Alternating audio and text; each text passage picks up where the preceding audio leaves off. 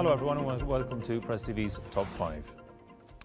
Now, the latest nuclear talks between Iran and the P5+1 has come to an end. Iran and the EU say progress was made on outstanding issues. We had very intensified negotiations yesterday and today, but it was very good, very constructive, and we made good progresses. We were able to find solution for almost every question.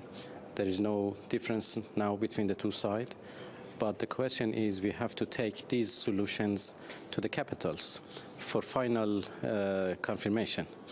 As soon as the final decision is made by the capitals, either tomorrow or the day after tomorrow, it would be announced and we will start the first step of the Geneva Agreement. Time frame from when the agreement is announced in the next few days to when the agreement is implemented? Yes, that would be announced. An initial date has been decided, but once the whole idea is confirmed by the capitals, it would be announced. Days, weeks, months, an indication? No, less than 10 days perhaps. So basically you have finished all the negotiations, you're just waiting for the capitals to say yes? Yes, exactly. But why did you come out looking not very happy? Well, we had very lengthy negotiations, very intensified negotiations. I don't know. I'm happy. Catherine Ashton met Minister Zarif. The spokesman for the EU Foreign Policy Chief Michael Mann says there's been very good progress on all pertinent issues. He added this is under validation at the political level in the capitals. This is while the US has rejected that any agreement was reached. And the talks, and whether there are reports out there and the EU saying they've made good progress. There are reports in Iran that a deal has been done. It just needs to be signed off on capitals. What can you tell us? They're ongoing at this point. I will get an update for all of you after the briefing, but that was the last update that I received before I came down. As we said before, and I said yesterday, these are detailed technical discussions. We've made good progress over the last several days. There have been a few outstanding issues. But at this point, the reports that everything has been finalized are incorrect. In terms of the status of the talks, as I understood it as I came down, they were ongoing. Just to put a fine point on it, they are not yet at a stage where they have something to present to capitals or a final agreement. As far as the last update I received, yes. The political level negotiations were held in Geneva on Thursday and Friday. Deputy Foreign Minister Abbas Araghchi led the Iranian negotiating team, while the Deputy to EU Foreign Policy Chief, Helga Schmid, represented the other side. Iran and the P5+1 have held several rounds of talks following an interim deal they reached in Geneva back in November. The deal was aimed at resolving a dispute over Iran's nuclear program. Let's get to Irvine and talk to Professor Nader Bagherzadeh. Welcome, sir. Professor, first of all, why is there a rift between the administration and the Congress over the nuclear talks? I mean, if progress is being made according to both negotiating teams, then why isn't diplomacy given a chance? So I see several factors here. One of them is what has been written about, and probably you had it in your program many times, and that is to do with the pressure from the Israeli lobby, in particular AIPAC. And Mr. Pillar and Mr. Loeb have written articles and many others, and so this is really one of the factors.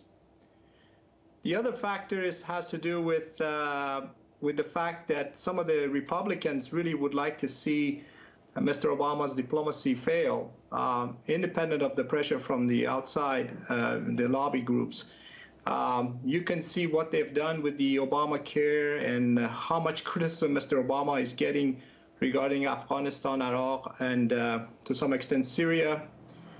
I think Mr. Obama has done his best to try to do this peacefully, and he has asked numerous times. Even Ms. Sherman at the Senate hearing said, give us a chance to see where this goes.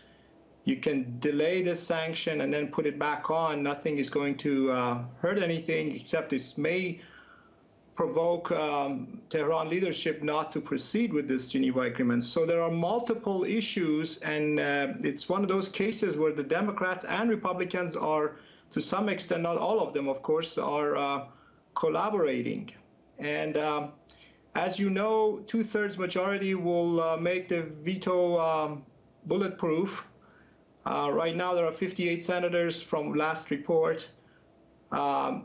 Even if it passes and it doesn't have the 67, I was checking the internet. This would be the third veto for Mr. Obama. The last one was 2010, assuming it goes that far. So it's a rarity for Mr. Obama, and in particular when Democrats and Republicans are jointly supporting this sanction. Right. I mean, it seems many lawmakers in the US are insisting on war with Iran. Just how feasible is such an option, and what would be the consequences? Well, Mr. Mendez, in his op-ed piece in Washington Post 2 days ago, says that he's not seeking war. He says, no, this is putting more pressure. He called it an insurance. So Iran will follow through. And of course, when you look at the bill that they're proposing, it's asking for dismantlement.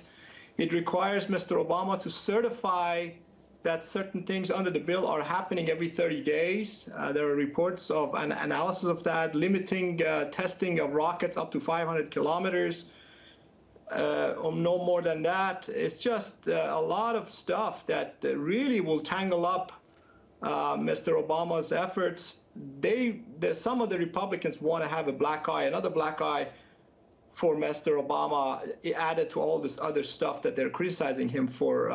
Unfortunately, he has been really, truly wanting not to promote or pursue any sort of a war affair with any other military, with any country in the Middle East. But right now, this is putting pressure and probably ending up to be a non-starter for the Tehran leadership, in my opinion, from what I've read. All right, we'll leave it there for the time being. Many thanks to Professor Nader Barghazadeh from Irvine. Thanks for your time there, sir. You're welcome.